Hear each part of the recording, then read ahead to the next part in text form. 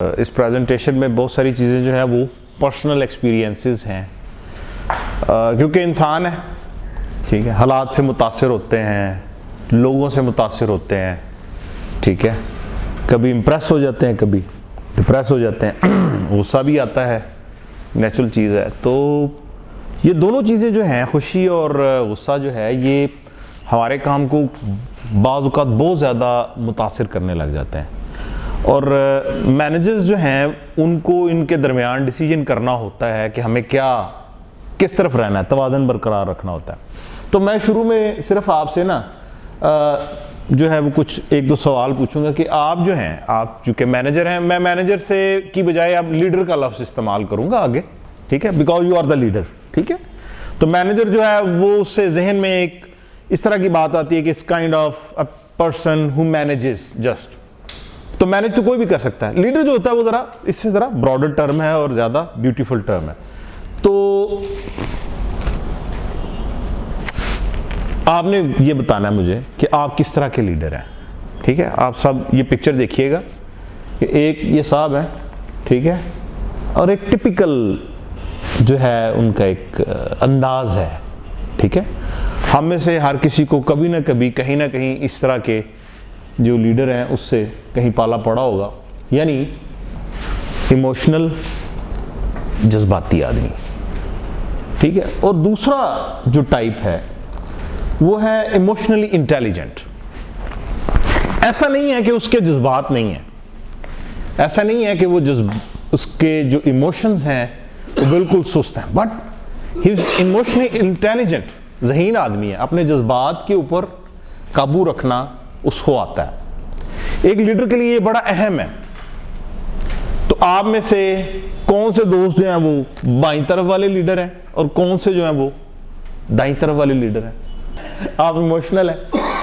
Emotional होना बुरी बात नहीं है, ठीक है, क्योंकि खुशी और गुस्सा दोनों इमोशंस हैं, तो इमोशनल होना बुरी बात नहीं है। लेकिन manager should be emotionally intelligent. हम देखेंगे कि ये इमोशनल इंटेलिजेंस क्या है, ठीक है, और ये कैसे अपना किरदार अदा करती है, ठीक है। यानी इमोशनल इंटेलिजेंट ऐसा आदमी होता है जो जज्बाती तौर पर मजबूत होता है, ठीक है। वो किसी एक इवेंट की वजह से, किसी एक वाक़े की वजह से अपने आप को ना तो गुस्से में लाता है और ना ही एक यकदम एक 5 टन का ऑर्डर मिलने से आपे से बाहर हो जाता है, ठीक है। वो इमोशनली इंटेलिजेंट और स्टेबल आदमी होता है। हम देखेंगे कि ये कैसे लीडरशिप वैसे है क्या, थोड़ा सा इसके ऊपर बात करते हैं, फिर क्विकली आगे जाते हैं।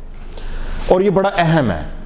देखिए, हम सब, अगर आप जितने लोग हैं, अगर मैं आपको कहूं कि जी आपने जनाब सेल कॉल करनी है एसबी पे, आपकी बहुत अच्छी ग्रिप होगी, आप जाके कहेंगे यार मैं बहुत अच्छा, लेकिन जब यही काम मैं आपको कहूं कि किसी से करवाना है, यू विल फील डिफिकल्ट, यार मैं खुद तो कर सकता हूं, अब सर मैं इनको क्या सिखाऊं या मैं क्या बताऊं। तो लीडरशिप बेसिकली है क्या कि एक तो ये है कि आप एक ऐसा प्रोसेस है कि जो गोल अचीवमेंट के लिए कुछ एक्टिविटीज हैं उसके ऊपर, और दूसरा है डूइंग जॉब थ्रू पीपल।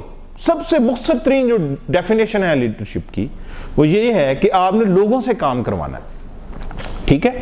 तो doing job through the people it's not easy thing, इसमें इमोशंस आते हैं, ठीक है।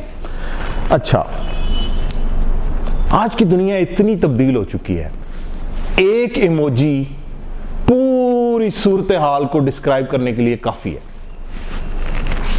ठीक है। आप सिर्फ एक इमोजी भेजें, एक ये वाली, व्हाट डज इट मीन? लफ्ज खत्म हो गए हैं ना, एक ये, और ये दुनिया में कितना तेजी से आया।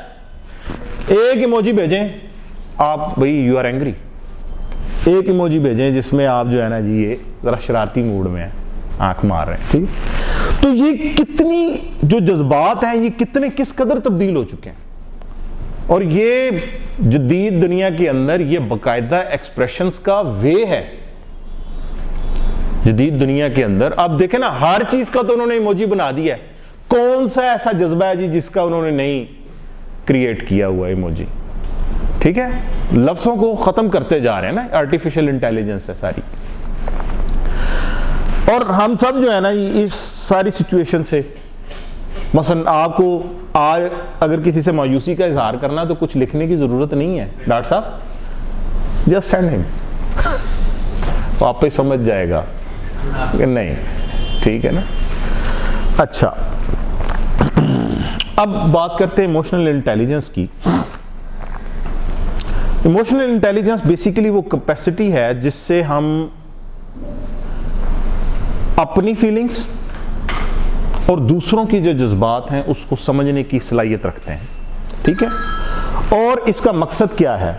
टू मोटिवेट आवरसेल्व्स, और फिर इसके अलावा अपनी इमोशंस को भी कंट्रोल में रखना और दूसरे लोगों की भी, ताकि हमारे जो रिलेशनशिप्स हैं वो मजबूत रहें। ये इमोशनल इंटेलिजेंस है।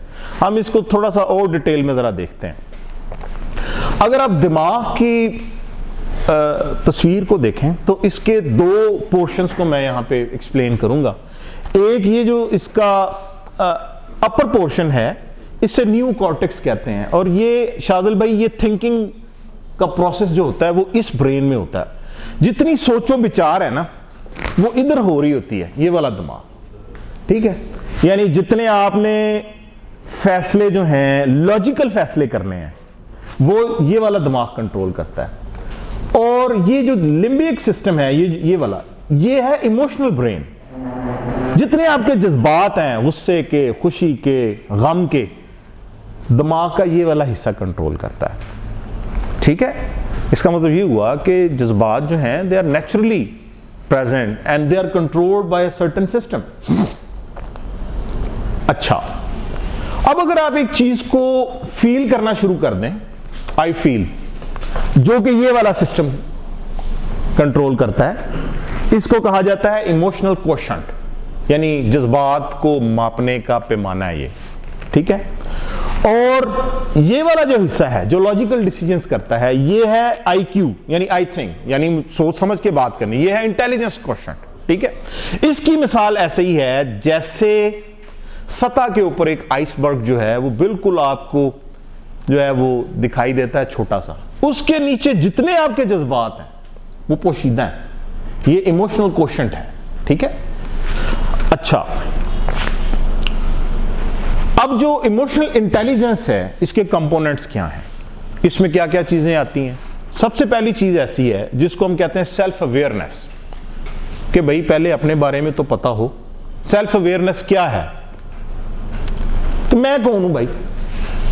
Having a deep understanding of our emotions, strengths, weaknesses, needs and drives. मुझे अपनी weaknesses का पता होना चाहिए, strengths का पता होना चाहिए। मसलन मैं अपनी बात करता हूं, मेरी जो weakness है, मैं बहुत जल्द गुस्से में आ जाता हूं। अगर मुझे कोई बंदा, मैंने पार्किंग में गाड़ी लगाई है और मैं उसको बंद कर चुका हूं और गार्ड आके मुझे कहे कि सर गाड़ी उधर लगा ले, आई फील टू बैड। मुझे इस बात पे भी गुस्सा आता है कि मैं पेट्रोल पंप पे पहुंचा हूं, तो एक जगह मैंने गाड़ी खड़ी की और बंद करके उसको कहा पेट्रोल डाल दो, उसने कहा सर इस नोजल से नहीं उस नोजल से आ जाओ। I feel bad, this is my weakness, ठीक है। इसी तरीके से अगर कोई मुझसे कोई अनड्यू आर्ग्यू करे तो मुझे गुस्सा आता है। ये मेरी वीकनेस है जिसको मुझे कंट्रोल करना है, ठीक है। मेरी स्ट्रेंथ्स का भी मुझे पता है, ठीक है। तो बेसिकली सेल्फ अवेयरनेस क्या है लीडर्स के लिए, मैनेजर्स के लिए? पहले भाई अपने जज्बात का पता होगा तो दूसरों के जज्बात को समझेंगे ना, ठीक है। पहले अपने जज्बात को, अपने स्ट्रेंथ्स को, उनका पता होना बहुत जरूरी है। Being honest with ourselves and others, इस बारे में कोई वो नहीं होना चाहिए कि यार मैं एक जो हूं वो बेसिकली और तरह का आदमी हूं, लेकिन आपको मैं कुछ और नजर आऊं ना, ठीक है। आपके लिए कहते हैं ना, हर बंदे के दो उसके रुख होते हैं। एक जो वो ओरिजिनल है और वो नजर नहीं आता, एक वो जो नजर आ रहा है वो है नहीं। पता बंदे को होता है कि मैं हूं क्या, क्यों जी? ये एक अंदर जो इनर सेल्फ है वो बंदे को बताता नहीं कि तू बड़ा आहो डैश डैश है, ठीक है ना। मतलब अपने आप को बंदा बता रहा होता है कि यार तुम बड़े भाई खराब आदमी हो या तुम बहुत अच्छे आदमी, ठीक है। इसलिए अपने आप के साथ ऑनेस्ट होने वाला बंदा जो वो सेल्फ अवेयर्ड होता है, उसे पता होता है कि यार मैं ऐसा नहीं हूं या मैं ऐसा हूं, ठीक है। सिमिलरली विद अदर्स, कि अगर मैं खुद से ऑनेस्ट नहीं हूं ना जी, सबसे पहली मतलब बात ही है, तो मैं किसी के साथ भी ऑनेस्ट नहीं हूं। जो बंदा अपने साथ ऑनेस्ट नहीं, इसकी मिसाल ऐसी है, एक बंदा जॉब पे नहीं जाता, वो कंपनी के साथ तो बददेहंती नहीं कर रहा, वही पहली बददेहंती तो अपने साथ कर रहा है। आपने कोई टास्क दिया वो पूरा नहीं कर रहा है, तो पहली बददियानती उसकी अपने साथ है, अपने साथ ज्यादती, बाद में किसी के साथ। अच्छा, ऐसे लोग जो सेल्फ अवेयरनेस रखते हैं वो कैसे होते हैं? They are not taking actions which are not suitable with organizational capabilities. वो कोई भी ऐसा इकदाम नहीं करेंगे कि उनकी जो ऑर्गेनाइजेशन है उसके अंदर सलाहियत ही नहीं है वो पूरा करने की। वो किसी से वादा नहीं करेंगे कि तेनू A380 देंगे, यानी आपको हवाई जहाज दे देंगे, क्योंकि कैपेसिटी नहीं है ना, हो सकता है सम टाइम आ भी जाए। तो वो कोई भी ऐसा एक्शन नहीं लेंगे जो कि ऑर्गेनाइजेशन की पहुंच से ही बाहर है, वो कोई ऐसा काम नहीं करेंगे। इसके अलावा वो क्या करेंगे कि वो बेहतर रिजल्ट्स लेने के लिए जो है वो जितनी एफर्ट्स हो रही हैं उनको बेहतर करेंगे, ताकि क्या हो जी, encourage to enhance the assets in order to succeed in obtaining the better results। इसका मतलब ये है कि जी देखें, अगर आप एक एरिया के मैनेजर हैं, आप सर्टन लोगों को सुपरवाइज कर रहे हैं और एक सर्टन टारगेट है आपका, ठीक है, अब एक एरिया से वो नहीं ऑब्टेन हो रहा, ठीक है, तो उसका क्या हाल है यार, इसको try from some other area, ठीक है, ताकि अल्टीमेटली जो क्यूमुलेटिव रिजल्ट है वो ऑब्टेन हो जाए। तो सेल्फ अवेयर जो लोग हैं वो ये काम करते हैं। अच्छा, इसके अलावा ये लोग ऐसे भी, इनके अंदर एक और क्वालिटी होती है कि they are self confident about anything like speaking in public. अगर आपको पता है अपने बारे में, जो ऑनेस्ट आदमी है उसको कहीं पे भी खड़ा करेंगे वो बात कर लेगा, ठीक है, जो थोड़ा सा सेल्फ अवेयरनेस से हटा हुआ आदमी है वो बात नहीं कर सकेगा। दूसरा जो एलिमेंट है, ये जरा मैं, ये थोड़ा बोरिंग हिस्सा है, इसको जरा क्विकली गुजारूं, वो है सेल्फ रेगुलेशन। सेल्फ रेगुलेशन क्या है कि अच्छा भाई मुझे गुस्सा आता है, कुछ चीजें बुरी लगती हैं, मिर्च मसाले वाले खाने अच्छे नहीं लगते, अब मैं क्या करूं?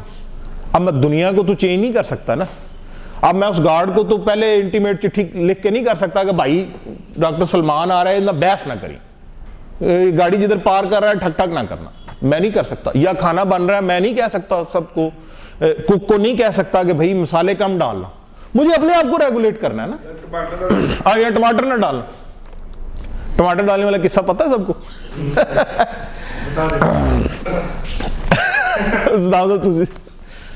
मैं बता देता हूँ, जो हमारे, आपको भी तजर्बा होगा, जो केपी के लोग हैं ना, वो जब सालन बनाते हैं तो टमाटर बहुत डालते हैं, वो टमाटर पता नहीं क्या उनको, और उनकी जो कढ़ाई है वो रेड होती बिल्कुल, वो मतलब वो जो रेड कलर है ना वो बर्तनों के साथ लगा होता है। तो हम जनाब ना जी एक दफ़ा पेशावर ठहरे और हमने कहा कि खाना भी इधर होटल से खाएंगे, लेकिन ना ये मसला था कि यार वो टमाटर बड़े डालते हैं, जिस खाने में टमाटर वो मेरे से नहीं खाया जाता। तो मैंने ना वो कुक को मैसेज भिजवाया कि ना आपने ना जलफ्रेजी बना के मुझे भेजनी है और टमाटर नहीं डालने। उसको पैगाम चला गया। तो थोड़ी देर बाद मेरे दरवाजे पे दस्तक हुई, तो मैंने दरवाज़ा खोला, उसने कहा सर मैं आपसे बात करनी है। मैं जी बताएं। मैं इधर कुक हूँ, तो मैसेज मिला कि टमाटर के बगैर आपने जलफ्रेजी बनानी है, तो आप हमें बताएं कि अगर हम टमाटर नहीं डालेगा तो ये कैसे बनेगा। ये लिटरली उसने ऐसे कहा। मैं समझ गया कि मैं अब इसको अगर कुछ भी कहूँगा ना इसने नहीं समझना। मैंने कहा यार देखो बात पता क्या, मुझे ना डॉक्टर ने, अब मैं झूठ बोला लिटरली स्पीकिंग, मैं कहा यार मुझे डॉक्टर ने टमाटर मना किए हुए हैं, तो आपकी मेहरबानी। नहीं हमें समझ नहीं आ रहा है, हम टमाटर नहीं डालेगा, जो आप डिश कह रहे हैं वो कैसे बनेगा। सुई अटक गई। अच्छा खैर ना, मैंने जैसे तैसे ना उसको, सदाम साहब भी थे, हमने उसको समझाया। अच्छा उसने बहुत कोशिश की कि भाई मैं ना ही डालूं ना टमाटर, ठीक है, लेकिन फिर भी वो जो सालन बन के आया उसमें कुछ ना कुछ वो उसकी मिकदार थी। और वो उसकी बात पे मुझे एक और किस्सा याद आ गया ना। एक वो देहातों में ना ललारी होते हैं जो कपड़े रंगते हैं ना, उनको ललारी कहते हैं। तो वो एक ललारी जो था वो फौज में मुलाजिम था, फौज में वर्दियां रंगा करता था खाकी रंग की, ठीक है। तो जब रिटायर्ड होके आया तो अपनी दुकान खोल ली।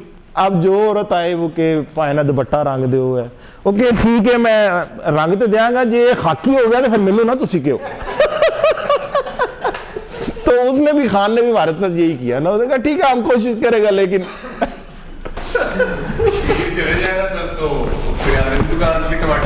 हाँ वो टमाटर यूज करते हैं, उन्होंने टब रखा था पूरा। तो भाई फिर मुझे अपने आप को समझाना, अब मैं उसके साथ तो लड़ नहीं सकता। हम उधर मीटिंग्स करते हैं, वो लिटरली स्पीकिंग खाना खाने के लिए हम लोगों को पता बहुत हिम्मत चाहिए ना, लेकिन क्या करें। तो भाई फिर पहली बात ये है कि भाई मैं पहले अपने तो जज्बात को कंट्रोल करता हूँ। यस, मुझे बहुत अच्छा लग रहा है, ठीक है। ये एक सेल्फ अवेयर्ड आदमी या जो सेल्फ रेगुलेशन की कैपेबिलिटी रखने वाला आदमी है वो ये करता है, ठीक है। फिर वो क्या जी, अपने मूड को हावी नहीं होने देता।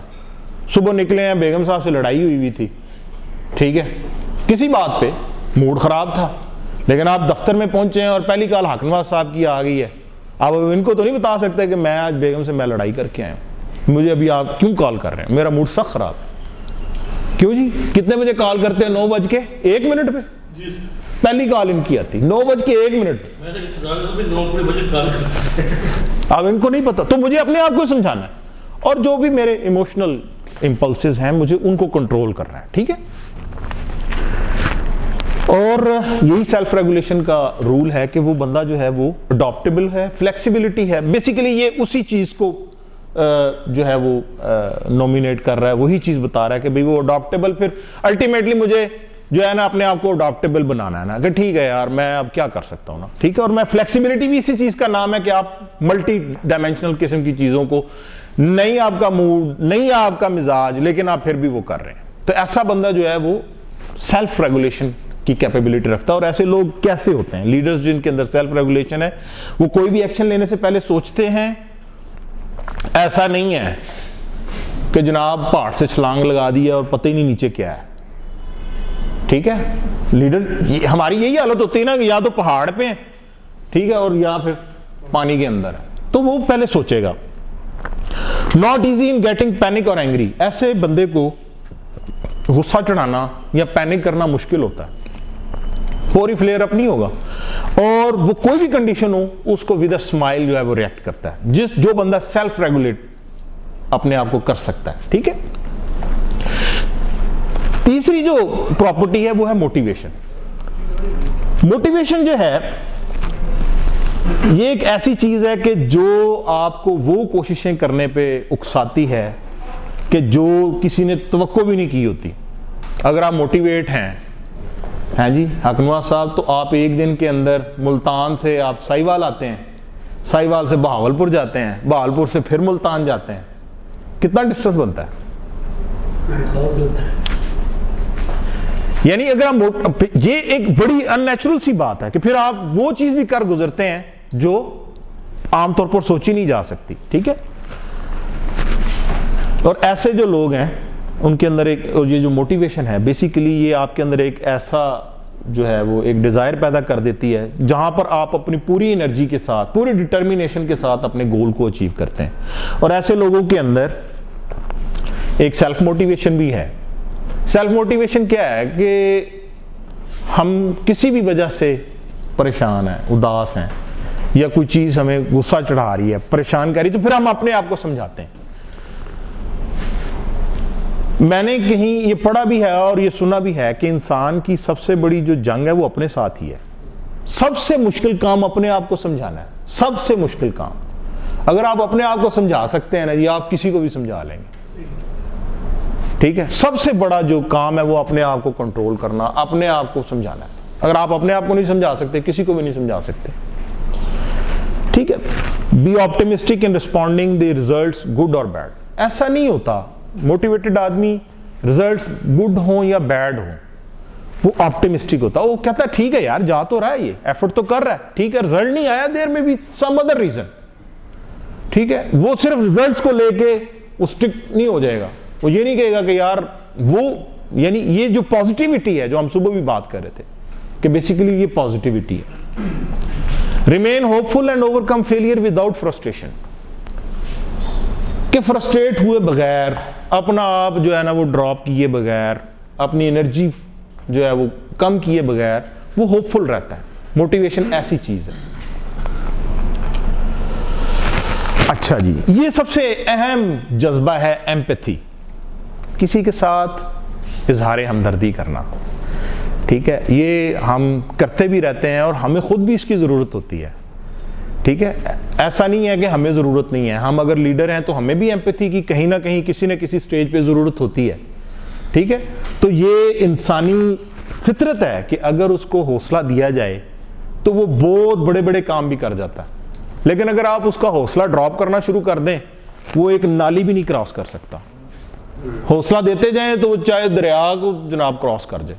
तो एम्पैथी या जज्बा हमदर्दी जो है ना शाजिल भाई, ये इतना इंपॉर्टेंट है। इसका मतलब क्या है एज ए मैनेजर, क्या जी इसका मतलब है? यहां पे मैं आपको एक दो पर्सनल एग्जांपल्स भी दूंगा कि understanding others and taking active interest in their concerns. भाई आपके साथ जो लोग काम कर रहे हैं वो इंसान है ना, दे आर नॉट रोबोट्स, ठीक है। दे हैव इमोशंस, ठीक है, they have feelings, they have relatives, they have relations, they feel bad, they feel good, गमी है, खुशी है, आंधी तूफान, धूप, सब कुछ है उनके साथ। तो सम टाइम ऐसा होता है कि आपको अपनी प्रोफेशनल अप्रोच से हटके उनसे डील करना पड़ता है। मसलन हमारे साथ एक साहब थे, तो मैंने उनको फोन किया, तो फोन पे मुझे उनकी टोन जो है ना वो बड़ी डिप्रेस्ड फील हुई। मैंने उनसे पूछा क्या बात है, आज आप उस तरह चहक नहीं रहे या आप उस तरह बात नहीं कर रहे? और नहीं सर कुछ नहीं, बस तो सर में दर्द है। कि यार ये क्या बात हुई, सर में दर्द है? अच्छा चले, मुझे पता लग गया ये बताना नहीं चाहता ना मुझे जो भी इसका मामला है। मैंने एक और एंगल से इससे पूछा कि यार जी, कि यार कोई ऐसी बात है जिसमें मैं आपकी हेल्प कर सकता हूं तो आप मुझे बताएं। मसलन पैसे चाहिए हैं, ठीक है, घर में सब खैरियत है, कोई बीमार तो नहीं है। अच्छा जब मैंने घर का नाम लिया ना जी, तो उसने कहा सर वो एक मामला है। क्या मामला? उसने कहा सर बात ये है कि मेरी बीवी जो है वो नाराज़ होकर मेके चली गई है और मेरी बच्चियां हैं छोटी छोटी, तो मेरे घर वाले कहते हैं कि ये अब गई है नाराज़ होके, इसको तुमने लेने नहीं जाना, उत्थे ही बैठी रहे, सड़दी रहे, बल्कि तू इनू इधर तक कहता कि इनू तलाक दे ते तेनू दूजी शादी कराने। तो मैं कहा यार मैं आपको एक मशवरा दूं, वैसे बाकी आपकी मर्जी, जैसे आपके हालात का मुझे आइडिया नहीं है। मैंने इसको कहा कि आप ऐसा करें कि आप कल जाके अपने बच्चों को ले आए। उन्होंने कहा जी ये क्या बात हुई? उसने कहा मैंने जितने अपने इर्द गिर्द लोगों से बात की है, उन्होंने अक्सर ने मुझे यही कहा कि छड़ तू परे गई है, उन्हें दसांगे इन्होंने असी। आप वाहिद आदमी है जिन्होंने मुझे ये मशवरा दिया। ले जी इस बात को आज 6ठा साल है, वो बंदा हंसी खुशी अपने घर में आबाद है। वो गया अगले दिन और जाके अपने फैमिली को लेके आया और वो ही वॉज हैप्पी। कहने का मकसद ये है कि हमें, और फिर एक और बात यार, हम क्या ये नहीं एक दूसरे को कह सकते कि सर आज मेरा दिल नहीं है काम पे जाने को। सो व्हाट, अगर कोई आपका टीम मेंबर आपको कहे किसी दिन कि सर आज नहीं जाना मैंने, अब मेरा दिल नहीं है, क्या हो जाएगा?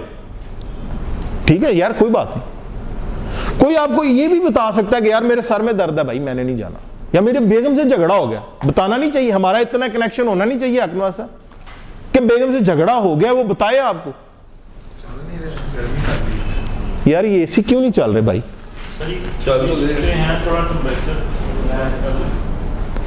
उनको बोले ना जी जरा टेम्परेचर डाउन करें यार इसका। हाँ हाँ मुझे फील हो रही है गर्मी। एक तो वो दरवाजा भी बंद करें ना।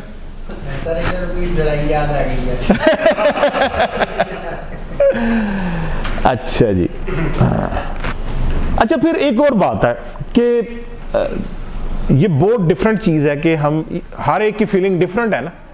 एक ही चीज के बारे में तारिक जवेद साहब और फील करेंगे, ये और फील करेंगे, ये और फील करेंगे, ये है डाइवर्सिटी। ठीक है, आपके पास 5 लड़के हैं, एक ही बात आप उनसे पूछे, पांचों मुख्तलिफ तरीके से रिस्पॉन्ड करेंगे। तो भाई जो बंदा एम्पैथी रखता है या वो उसके अंदर ये एबिलिटी होती है कि वो समझता है कि नहीं यार अगर ये क्या ऐसा फील कर रहा है, ये भी ठीक फील कर रहा है, ये भी ठीक फील कर रहा है, ये भी ठीक, ऐसा नहीं है कि जो मुझे फील हो रहा है वही एक अल्टीमेट ट्रूथ है ना। ठीक है, अच्छा जी, ये क्या करते हैं, ये क्या करते हैं, ये understanding what workers feel and what they want by being aware of their needs. ये बड़ी अहम बात है मैनेजर्स के लिए कि भाई उनकी ज़रूरतें क्या हैं, उनके पर्सपेक्टिव्स क्या हैं, उनकी फीलिंग्स क्या हैं, कंसर्न्स क्या हैं, ठीक है, and senses of the developmental needs of them. सबसे पहले ये सारी चीजें अहम है। उसका कोई कंसर्न है, हम उसको एड्रेस ही नहीं करते। एक वक्त आता है कि वो दिल में जख्म पालता रहता है और फिर एक दिन वो लावा फटता है और वो हमारे लिए सरप्राइज होता है। हमें नहीं पता कि उसकी नीड्स क्या हैं। वो कहता है सर मेरा नहीं गुजारा होता इस तनख्वाह च। और कहने नहीं भाई तू, मैं तो नहीं ऊपर लिखूंगा, ठीक है। तो भाई उसकी नीड्स का ख्याल करना, पर्सपेक्टिव, जो बात वो कह रहा है हो सकता है वो सच हो, ठीक है। एक चीज के बारे में उसका जो नजरिया है उसको सुन लेना चाहिए, कोई ऐसी बात नहीं, ठीक है। और उसकी जो डेवलपमेंटल नीड्स हैं, कोई भी बंदा, जैसे आप बता रहे थे किसकी, हकमा साहब बता रहे थे कि आप उसको एक डेवलपमेंटल पाथ दें, तो अगर आपको उसका पता ही नहीं है कि यार ये बंदा किधर पहुंचना चाहता है, तो फिर आप उसके साथ एम्पैथी नहीं कर सकते, ठीक है। उसका पता होना जरूरी है। और ये बड़ी अहम बात है जी, ये पूरी इस प्रेजेंटेशन का एक किस्म का क्रक्स है कि behaving carefully in terms of instructing the subordinates, you should behave very carefully. ऐसा नहीं है कि मेरे से कभी गलती नहीं हुई, मेरे से भी बाज़-औक़ात जज्बात में आके मैंने किसी बंदे को जो है ना जी वो सुना दी, खरी खरी सुना दी, गुस्सा आया हुआ था। जब गुस्सा उतरा तो पता चला कि यार ये तो बड़ा गलत हो गया। अब वो बात रिवर्स नहीं हो सकती, आप उससे लाख माजरत करें, लाख माफ़ी मांगें। इसलिए बहुत केयरफुली भाई आप अपने सबऑर्डिनेट्स को इंस्ट्रक्शंस दे रहे हैं, बहुत केयरफुली, बहुत एहतियात के साथ उनके साथ बात करनी है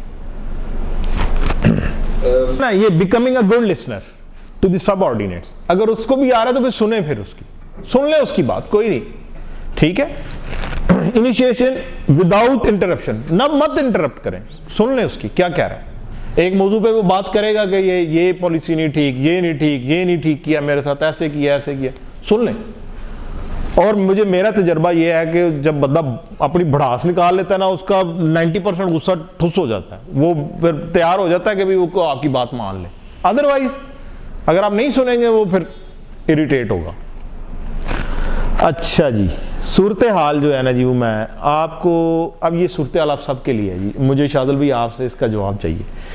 एक टीम मेंबर को आपने कहा कि वो रोज़ाना सुबह और शाम आपको मैसेज करे और वो ये काम 2 दिन करे और बाकी दिन ना करे। एक सूरत हाल ये है।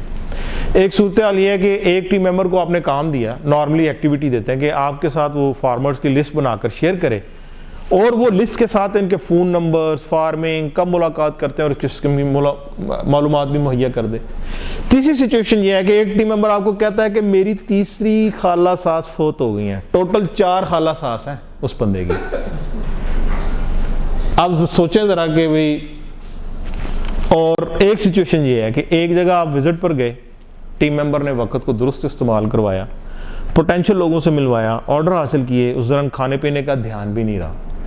और इनको 1 by 1 मैं सबका जो है ना इस पे वो फीडबैक लूंगा। और आखिरी जो सिचुएशन है वो ये है, एक जगह आप विजिट पर गए, टीम मेंबर ने वहां से आपको मशहूर बिरयानी खिलाई जनाब कराची की, ठीक है, हाँ जी, और जनाब आपकी जो है ना जी वो हाँ जी और वहाँ की सौगात जो है ना जी कोई भी हो सकती है, आम है या कोई और चीज़ है, वो उससे डिग्गी गाड़ी की भरी और 1-2 मुलाकात करवाई लोगों से और आपको भेज दिया। क्या मुझे बताएं ऐसी सूरत हाल का सामना करना पड़ता है? इन सारी सूरत हालों का, ये वाली सूरत हाल मैंने टिपिकली लिखी हुई है, तो क्या रिस्पॉन्स होगा आपका? क्यों जी शादिल भाई, पहली सिचुएशन आपने कहा है कि भाई रोजाना सुबह शाम आपको मैसेज करे और 2 दिन काम करे और आप ऑब्जर्व कर रहे हैं कि अब ये कॉमन है ना ये बात, हाउ वुड यू हैंडल? तो उसको शाम को सर खुद ही मैसेज कर तेरी मेहरबानी मैसेज कर दे यार। बात रोजाना की बुनियाद पे हो जाती है, जो मतलब अच्छे टीम मेंबर चल रहे होते हैं उनसे 1-2 दिन बात कर लेते हैं, अदरवाइज जो कमजोर होते हैं। लेकिन आपको कॉल है कि मेरी तीजी खाला सास 2 पहले मार बैठे यार, तीसरे दिन आती है, मैं मौका नहीं तेरे रिश्तेदार। तो ऐसी बातों पे हमें गुस्सा आता है और खुशी भी होती है। अगर ये वाला काम करे तो खुशी है, इधर गुस्सा है, ये थोड़ी परेशानी है, ये अच्छा काम है। और ये वाली जो सिचुएशन है ये बिल्कुल आप एनालाइज करें इसको कि यार ये मेरे साथ हुआ क्या, ठीक है, तो यू फील बैड, ठीक है। अब आप यहां पे क्या डिसीजंस कर सकते हैं कि यार तो अगर मैसेज नहीं करेगा तो मैं तेरी तनख्वाह काट लाऊंगा। इट्स एक्सट्रीम, ये एक्सट्रीम है, ठीक है। गुस्सा आ गया ना, आपने फैसला कर लिया, ये ठीक काम किया इस भाई ने, आपने कहा यार वंडरफुल, चोरी क्या काम तू कीता है। सर वो एक्सट्रीम तो बताइए, पहला स्टेप क्या होगा उसमें? मैं उस तरफ भी आता हूँ, मैं जरा सिचुएशंस, ये काम है, बंदा है, आप बंदे से हैप्पी हो यार क्या इसने जबरदस्त काम किया, वाह भाई वाह, ठीक है। आप पहुंचे सिद्धांत साहब, सर जी ये बंदा बड़ा जबरदस्त है, ऐसी गड्डी तो चेंज करो फटाफट फटाफट, या तुसी कहता है कि यार मैं ना तेरी गड्डी चेंज, तू तैयारी फाड़ तू बस, या फिर ऑफिस का डोर नॉक होता है, टर्न टर्न टर्न सर वो एक गुजारिश थी, अच्छा, और वो मतलब कोई 50 दफा वो सेम ही गुजारिश है, उसका सेम ही जवाब है। अच्छा, अब ये वाली सिचुएशन है, आप कहते हैं यार रोजाना ही तेरे रिश्तेदार जड़े ने, मतलब इतने तेरी वो तीसरी, और ये लिटरली ये खाला सास का लफ्ज आया हम तक, ये का मीटिंग के आखिरी दिन भी एक फौज की होती है। तो देखें बंदे को गुस्सा आता है कि यार ये मतलब कोई और बहाना लब ला यार तू, ठीक है। फिर आप कहेंगे अच्छा ठीक है तू जाना जा ना, मैं तेन एक्सपेंस देंगा उस दिन दे ना, तेरी तनख्वाह देंगे, ये भी एक्सट्रीम चीज़ें हैं, ठीक है, एक्सट्रीम सिचुएशंस हैं, ठीक है। ये आप बड़े हैप्पी हैं इस बंदे से, यार ये बड़ा अच्छा टाइम का यूजेज करवाया इसने, हाँ बड़ा ज़बरदस्त है, इसको कहते हैं कि इसको सर जी आप BDM प्रमोट कर दें, या इसको जनाब आप जोनल मैनेजर बना दें, ASM बना दें, कोई इसको प्रमोशन, इसको जनाब 10,000 का इंक्रीमेंट दे दें।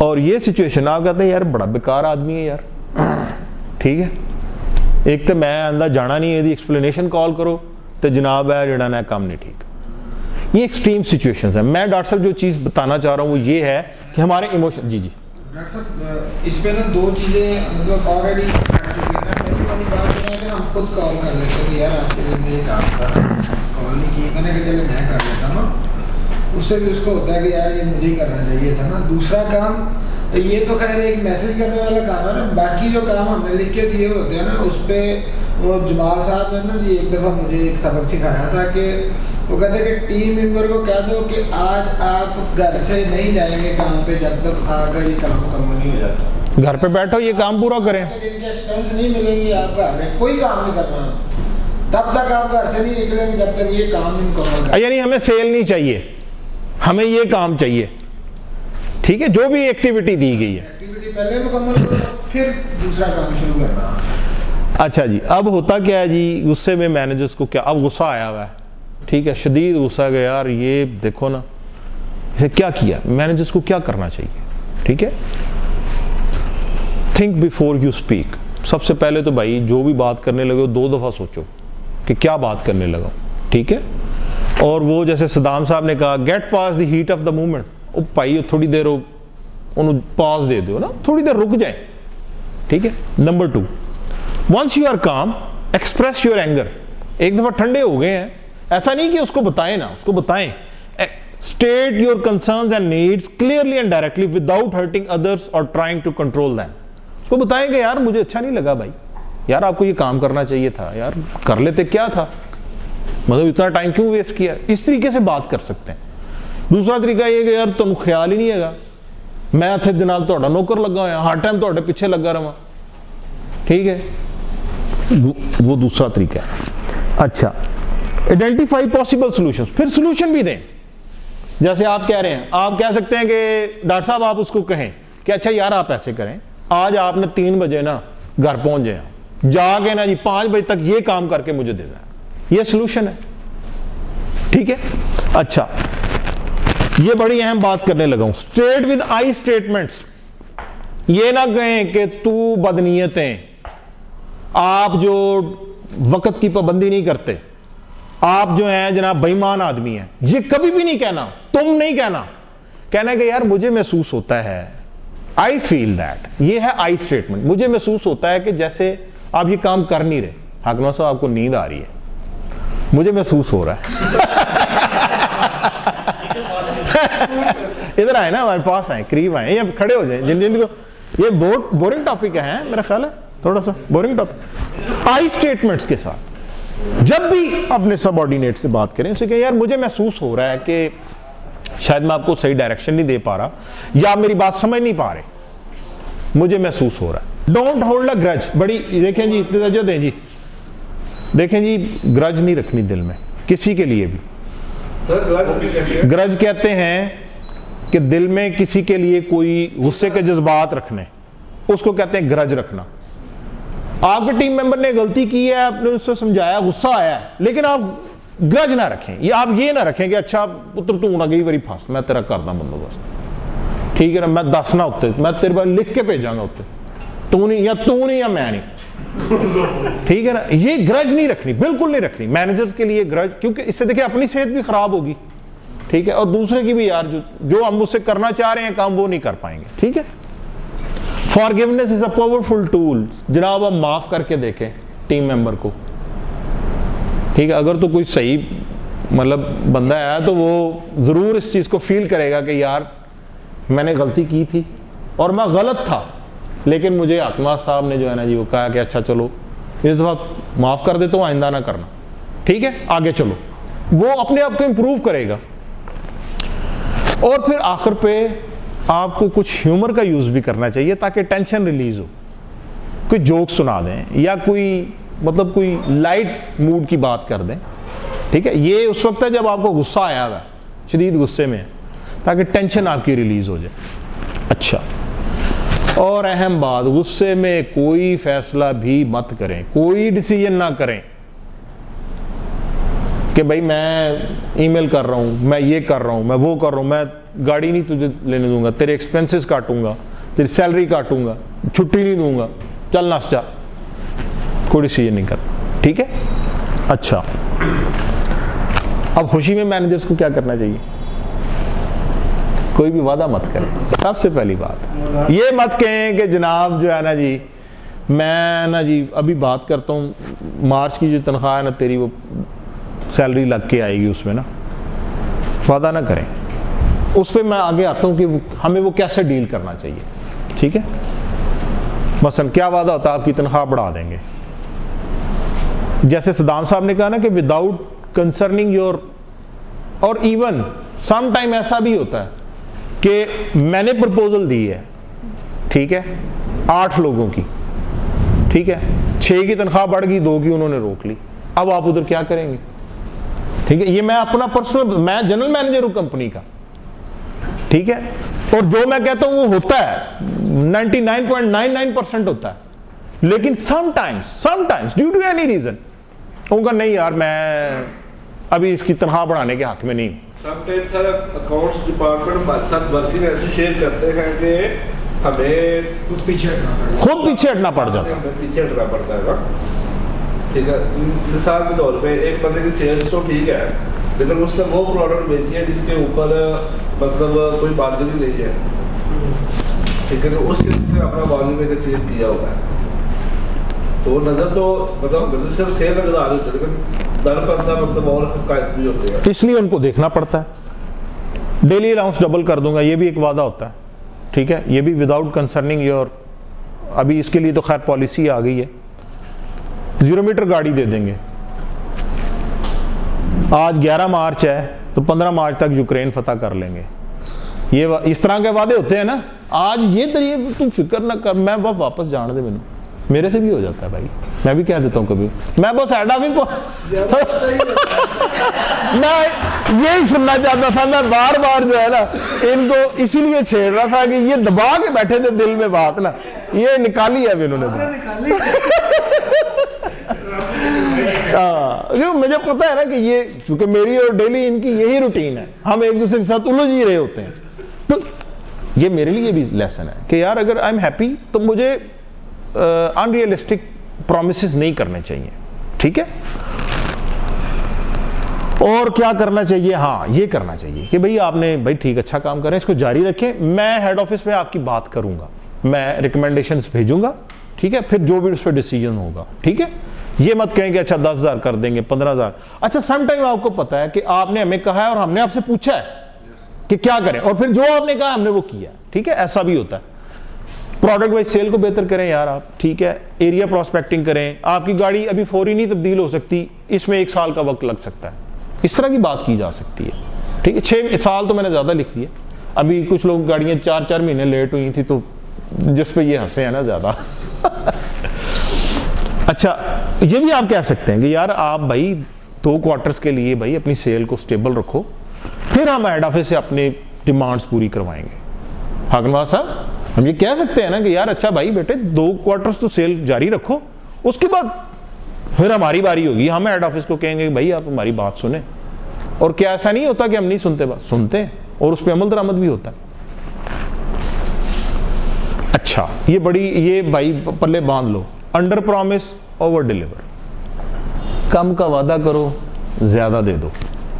आपने तनख्वाह बढ़वानी है उसकी 10,000, आगे यार मैं 5,000 बेचूंगा। कम का वादा करें, जब आप उसको ज्यादा डिलीवर करेंगे ना, तो जो उसकी खुशी है ना जी, वो कमाल होगी, ठीक है। ये ऐसे दांत निकलेंगे खिड़खिड़, ठीक है। और जब आपने ओवर प्रॉमिस कर लिया और अंडर डिलीवर किया, तो फिर जनाब अथरू जड़े ना अखा च चढ़ आएंगे, उस बेचारे की आंखें बाहर आ जाएंगे, आंसू बाहर आ जाएंगे। तो मैनेजर के लिए, आप जिस बात पे हंसे हैं ना, मुझे अच्छे से पता है, तो मैनेजर के लिए बहुत जरूरी है कि वो अंडर प्रॉमिस करे और ओवर डिलीवर करे। हाकिम नवाज साहब, अंडर प्रॉमिस करके ओवर डिलीवर कर देना ज्यादा मुनासिब है बनिस्बत आप ओवर प्रॉमिस कर लें। ओवर प्रॉमिस का मतलब ये होता है तलाल साहब कि आप ज्यादा की उससे बात कर लें और आप वो करवा ना सके, सुहाने ख्वाब दिखा दें, ठीक है। मेरा तो मशवरा यही है, अगर आपने करना चाहिए तो दोनों में से कोई भी काम ना करें। नहीं, ये नहीं ठीक बात, मैं इसके हक में नहीं हूं, करना चाहिए। देखिए, आपने ही अपने टीम मेंबर को, अगर ये नहीं आप ही फाइट नहीं करेंगे, तो हेड ऑफिस में तो किसी को कोई परवाह नहीं है भाई, वो कहते हैं ठीक है, जड़ा लगा जिथे प्यार प्यार रहे, ठीक है। ये करना चाहिए अपने टीम मेंबर। और सम टाइम्स देखें, मुझे बाज़ औक़ात खुद से भी फील हो रहा होता है कि कुछ लोग मुझे जो डायरेक्ट रिपोर्टिंग करते हैं, तो और कुछ जो नहीं भी करते हैं, तो मैं खुद भी कहता हूं ZMs को कि यार इस बच्चे की सैलरी क्यों नहीं बढ़ाते, आप इसके लिए क्यों नहीं लिख के बेचते, आप इसकी गाड़ी के लिए क्यों नहीं लिख के बेचते। तो ये हमें करना चाहिए, ठीक है। तो इमोशनली इंटेलिजेंट जो मैनेजर है ना जी, वो हमेशा दिमाग की बत्ती जला के और फिर कोई रिस्पॉन्स देता है।